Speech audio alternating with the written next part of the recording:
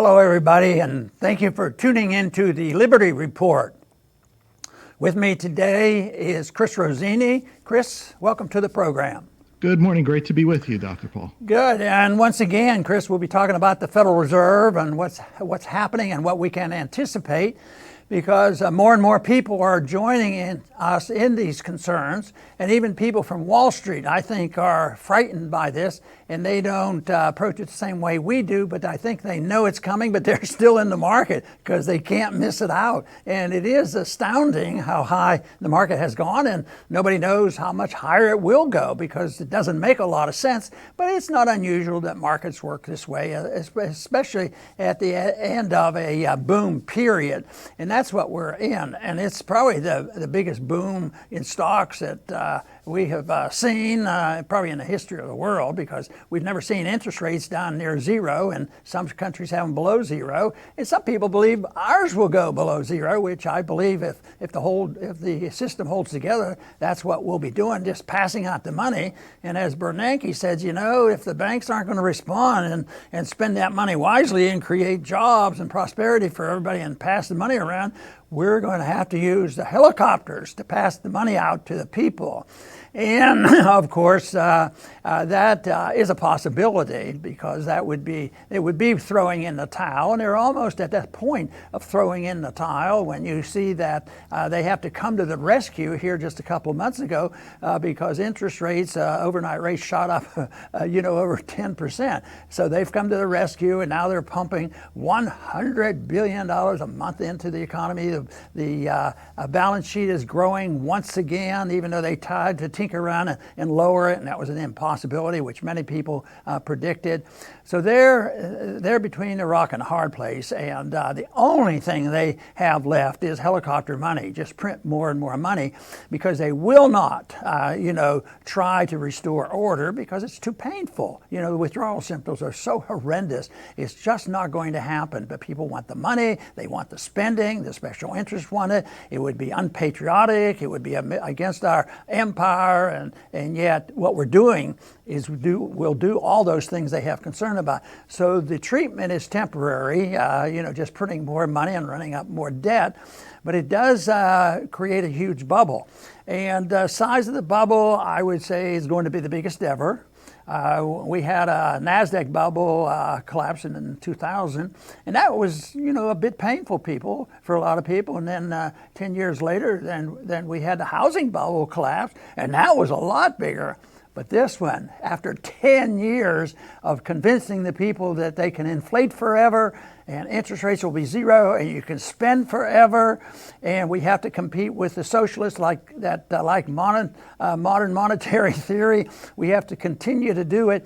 Probably the amazing thing, but it's not totally unusual in history, that the masses of people will buy into it, and many people in Wall Street, I really believe they don't advocate the policy, but they need to be there to make the final dollar.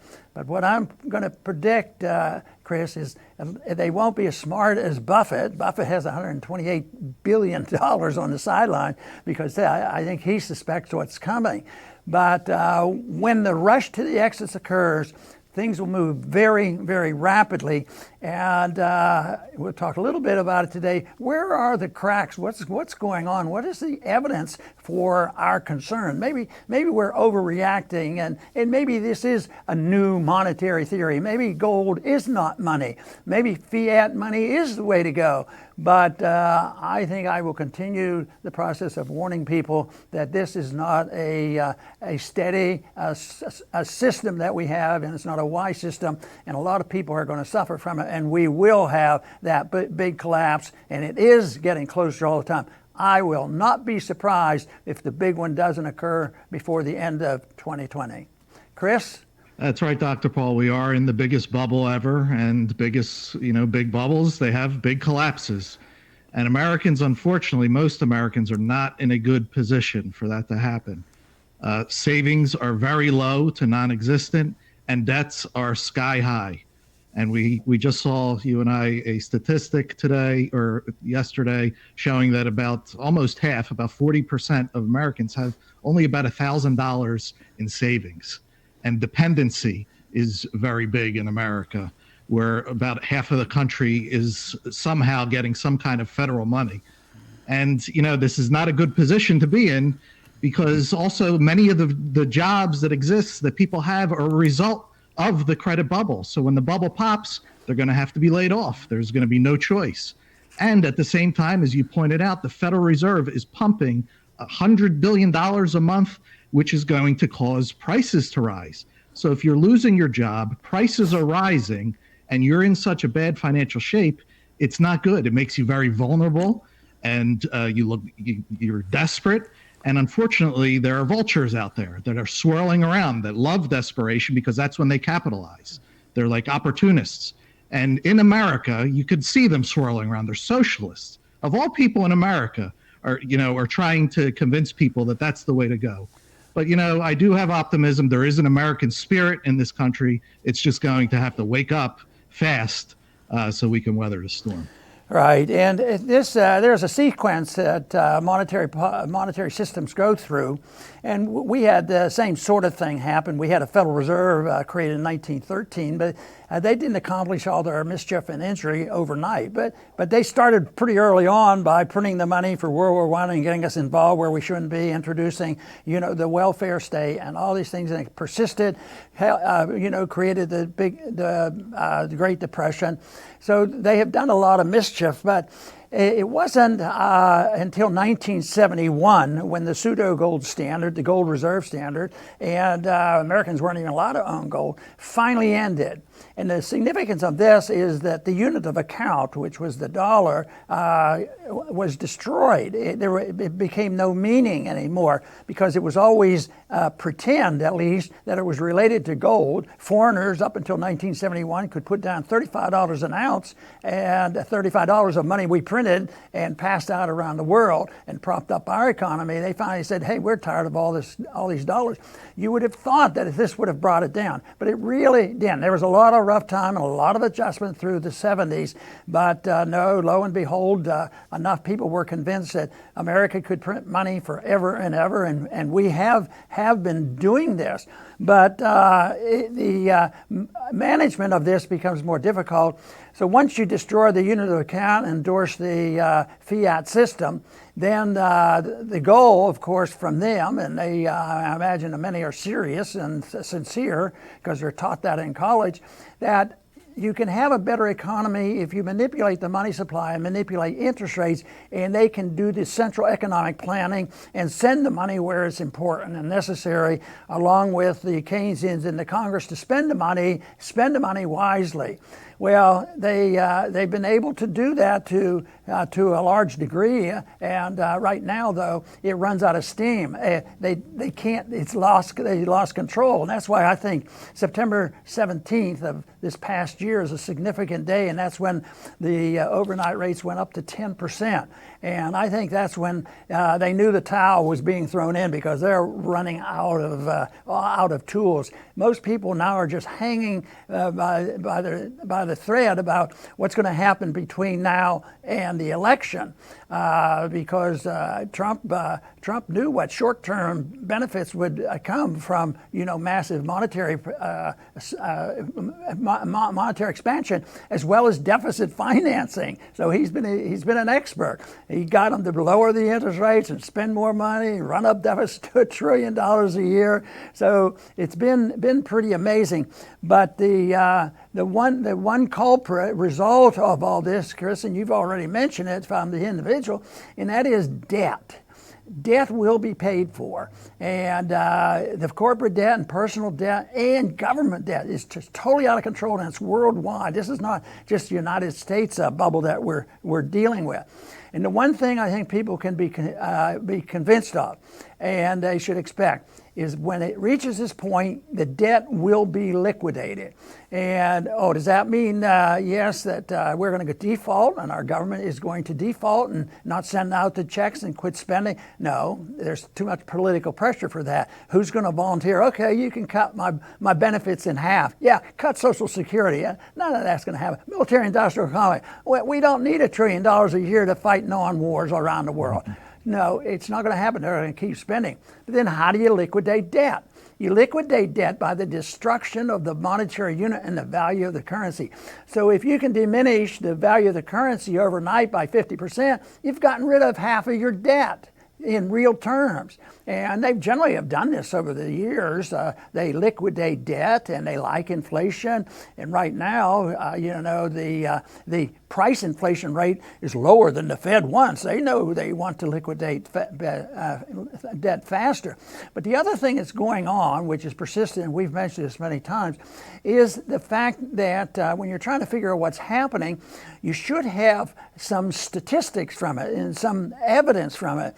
And that's where growth numbers and unemployment numbers and all are fudge. That's not to say that some of the numbers we've heard in the last year or so aren't true, but they're superficial, but there's a lot that's hidden. The real effects of inflating the currency and how many problems there are. They're not going to mention these things. So if somebody on Wall Street and on evening business news talked about these issues, they would be pretty concerned, and they wouldn't like the psychological impact. But they should pay attention to people like Buffett and others, typical Wall Streeters. They say, this one's getting out of hand. We used to be able to anticipate when it started to get out of hands, the Fed would come in, but they did this time, and it didn't work, and that's why they gave up in September. So right now, Chris, I think what we're looking at and anticipating is when will it come and what will it look like, and nobody knows exactly. All we can do is anticipate it and maybe stab at it on the date that this is going to arrive. Yes, Dr. Paul, and when it arrives, I fear that Americans, because we've been brainwashed that anytime there's any problem, the government has to do something. So that will probably be the call once the crisis arrives. Government has to do something. Even though government and the Federal Reserve created the problems, the call will be for them to do something. And obviously they can't fix it unless they stop what they've already been doing. They get out of the way. They stop intervening. They stop printing money. But that's not what people, when they're in desperate times, want. They want more rules. Take money from him, give it to me. And all it does is it makes the problem worse. That's why depressions usually become Great Depressions and last so long, because the government just keeps piling on, keeps doing the wrong thing with public support. They wanted to do it. Nobody wants to do the right thing. So I fear that may be the case because Americans are just so conditioned for government to solve problems that we may be in for a long haul. Right, and a follow-up on the possibility of what will the event be. It could be an economic event like in 2008, a major bankruptcy, and this could elicit the concerns and cause a cascading of it and other bankruptcies coming. And the debt that you mentioned about individuals, if there is just a slowdown and people stop spending or lose some jobs, that cascades and it gets very large, and there's no control because it's the collapsing of a pyramid. Since we talk a lot on this channel about foreign policy, I think the odds are growing that there's going to be an international event that will precipitate the crisis, because I think we're losing our stature. I think we're losing credibility around the world. We're spending more and more money, and we follow a policy which is not exactly friendly to other people. We wheel and deal and use sanctions, generously. We put on tariffs, and we also get involved in currency manipulations, and we tell other people what to do all the time, and we have a policy that the American people generally endorse. I mean, you'd think that one party there was a time in the 60s where we thought Democrats were a little bit better, on this, less warmongering. But just think of the chanting from the Democrats now to start a war with Russia. Every day, I think it was listed in one of the days with the impeachment hearings. I think negative views by one speaker was like nearly 100 times about Russia. Well, Russia is hardly a perfect country, but sometimes when I think of how they're handling things less aggressively than ours, that the confrontation, this whole idea that the Russians moved a few people toward the oil in Syria. And we were there, and they're not coming here. That's our oil. That's to pay for our bills. And that stuff. Yeah, it was a little confrontation, people expressing themselves, and yet it's been very emphatic that, in spite of all this, we own the oil. And if you look at Iraq and that whole region, they're starting to vote and be vocal about it. We're tired of you. Leave, get out. And something's going to break loose there, and it could happen tomorrow, the next day, or in a year. But that could be the precipitating event, at least that we're vulnerable there. But of course, the interest rates, the real interest rates, the markets are always more powerful. And that's why, even though they've contained, the overnight rates down to 1-2%, and they'll try to go to zero, that markets usually overwhelm. And that's what I think about and remember well about 1971, because for all those years since World War II, we erroneously kept the gold price at $35 an ounce, and it was artificial. And so that meant finally they had to give up on it, and they totally closed the gold window and said, we're not going to even associate with this gold definition of money. And so the market won over. Gold was not $35 an ounce, and now it's $1,500 a month, and it's going to go a lot higher because this isn't going to be corrected, and they're not going to be willing to bite the bullet, because biting the bullet is politically unacceptable, and that is cut spending. It's not going to happen. The welfare state and the warfare state is entrenched, and it's only going to go away when we go broke. And in technical language, we are broke. It's when the people of the world recognize that and admit that America is broke and that we're not going to take their funny money anymore. Right, Dr. Paul, I'll finish up by saying, we talk about how most Americans are not prepared, and it's a shame, and I wish it was different, but we have to deal with the world as it is. The silver lining is, as individuals, you don't have to live like most Americans. You can live great during booms, busts, everything in between, by doing the right things and by specifically doing the exact opposite of what most people do. So if most people are spending beyond their means, you're saving. If most are racking up debt, you're paying your debts down. If they're looking for dependence, you're looking for independence.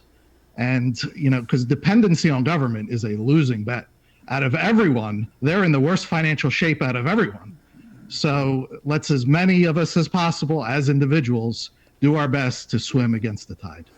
Right, and I place most of the blame on governments, because they're the ones who offer freebies and respond to the special interests and spend the money and run up the debts and create the Fed and do all these things that ultimately ends up in disaster. It's also the government that orchestrates, the warring that goes on. And the government should be involved to a small degree. I mean, I don't think hardly any government is necessary. But if you're going to, you could think about what the founders had in their mind when they wrote the Constitution, which was imperfect. But at least when they talked about money, they talked about the unit of account. They talked about the dollar being sound. It had to be gold or silver in money. And that it was a very serious situation. And so if the government is involved, it should be to define and secure the official money as a weight of something that the people accept in the marketplace. But that is long gone, and now it's a fiat system, and it is uncontrollable, and the special interests are in charge. Governments aren't even identifiable anymore, because we wouldn't have this crazy stuff going on in Washington right now if you actually had a government run by a political party. But the deep state is involved, and the deep state has a lot of control over the monetary system, foreign policy, and the finance financial system. So no matter how hard somebody might work when they're there, it's not going to work out. And then there's this contest between the two parties on who has the power and the control. But government is too big, and real government is secret. That's the deep state. That's the part of the government that we can't define. But that is the most powerful force that controls what happens to us today. That is the reason that we have to emphasize the principles of liberty, that what we need to do is show that if there's a limited role for government, it's to guarantee liberty, and that is hands off. Let people have their privacy. Let them have their own personal choices, and have every activity be voluntary if there's no harm or injury to somebody else. This would create the prosperity, and it would protect the liberties that we should cherish. And I think the founders had that in mind, but we've drifted a long way from that. But we're going to have an opportunity, because this system we have today is coming down. It's not going to last like this. Maybe 6 months, maybe a year. Who knows? But there's something major is going to happen, and the adjustment is going to be rough, because too often it goes in the wrong direction. They say, oh, we don't have enough government power. And that's what we're hearing from the people who call themselves socialists and call themselves proponents of the modern monetary theory and all this nonsense, and the people who chant Russia, Russia, Russia, let's go after Russia. I mean, if they get in charge, then we're in big trouble. But we need more people knowledgeable and understanding about what liberty is all about, and limit government to the protection of liberty. I want to thank everybody for tuning in today to the Liberty Report. Please come back soon.